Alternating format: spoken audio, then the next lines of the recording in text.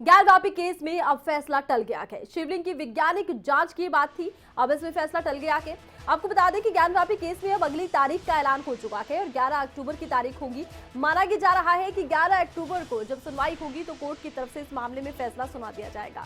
दो पक्षों में ज्ञानवापी केस है, एक में मुस्लिम पक्ष है जिसकी तरफ से कहा यह जा रहा है कि ये शिवलिंग नहीं फव्वारा था और ये जगह मस्जिद ही है, तो वहीं दूसरी तरफ हिंदू पक्ष है जिनकी तरफ से कहा यह जा रहा है कि ये भगवान शिव का एक पौराणिक मंदिर है और यहाँ पर ये फव्वारा नहीं बल्कि शिवलिंग हुआ करता था।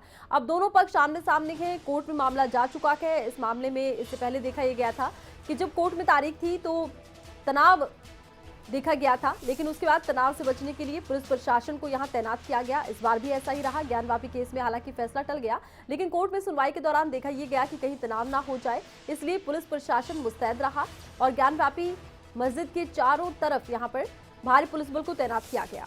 तो ज्ञानवापी केस में अब अगली तारीख का ऐलान हो चुका है। अगली तारीख में क्या फैसला सबके सामने होगा, बड़ा सवाल है। कहा हालांकि जा रहा है कि 11 अक्टूबर को जब कोर्ट में सुनवाई होगी तो कोर्ट की तरफ से फैसला सुना दिया जाएगा।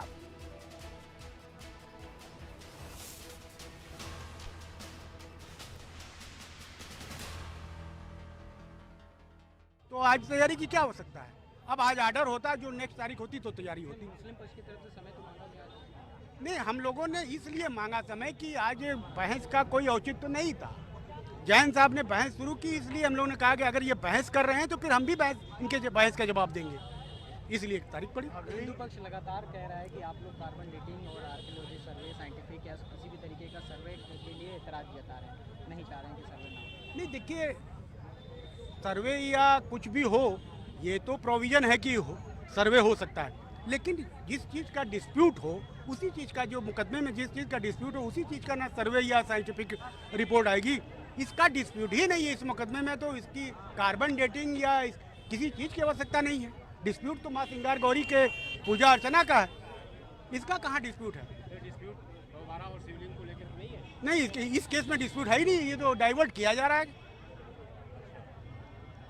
आप लोगों ने कहा था कि 29 तारीख को पूरा दोनों पक्ष बहस कर लिया था, अब क्या बहस फिर बची हुई है? नहीं, जज साहब को ऑर्डर कर देना चाहिए था।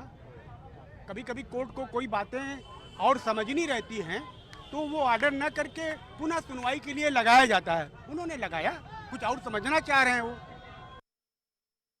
आज कंडोलेंस के बाद भी चूंकि फैसला आना था, लेकिन माननीय न्यायालय ने कहा कि मैं थोड़ा इस पे और क्लेरिफाई होना चाह रहा हूँ कि क्या कार्बन डेटिंग ये संभव है, वैज्ञानिक टेस्ट, साइंटिफिक टेस्ट इस पे संभव है कि नहीं है, ये थोड़ा हम क्लियर होना चाह रहे हैं। और उसके बाद उन्होंने कहा कि मुस्लिम पक्ष की जो आपत्ति था कि ये पार्ट ऑफ सूट है कि नहीं, ये पार्ट ऑफ सूट नहीं है इनका। ये चूँकि श्रृंगार गौरी के पूजन की बात कर रहे हैं, फिर शिवलिंग की बात कहाँ से आ गई।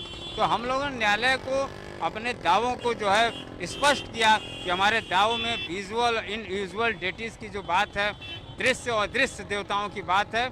ये अदृश्य देवता शिवलिंग जो हमारे इष्ट देव थे, जो वजू में छिपा के रखे गए थे, और ये कमीशन के बाद ये विजुअल हो गए, ये दृश्य हो गए, ये दिखाई दी। इसलिए हम लोग के प्रेंथ में भी अदृश्य देवताओं की बात है, और अदृश्य देवता जब दृश्य हो गए तो ये इनकी जांच होनी चाहिए, फव्वारा है कि शिवलिंग का भ्रम जो है समाप्त होना चाहिए। और हम लोगों ने तो न्यायालय ने हम लोगों की पूरी बातों को सुना है, और सुनने के बाद जो है वो मुस्लिम पक्ष से उन्होंने आपत्ति मांगी। उन्होंने कहा कि समय दीजिए, चूँकि हम लोग आज फैसले के लिए आए थे, हम लोग फाइल नहीं लाए, इसलिए हम लोग को समय दीजिए।